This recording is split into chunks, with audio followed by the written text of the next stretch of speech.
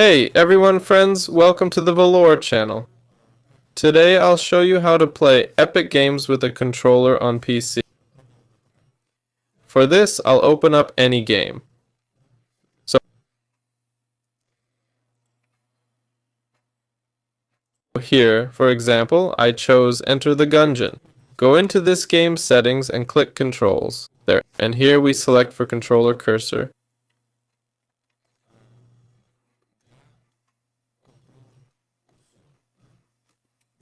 It's different in different games, but I'll show you here. But specifically in this game, here I have player 1, right? And here I just choose between keyboard and gamepad. I select Hama Black Force controller. This is my controller right now. There. And I've connected with the controller. That's it. This was Valor. Hit like, subscribe to the channel. Wishing everyone a good life, good luck. See you all.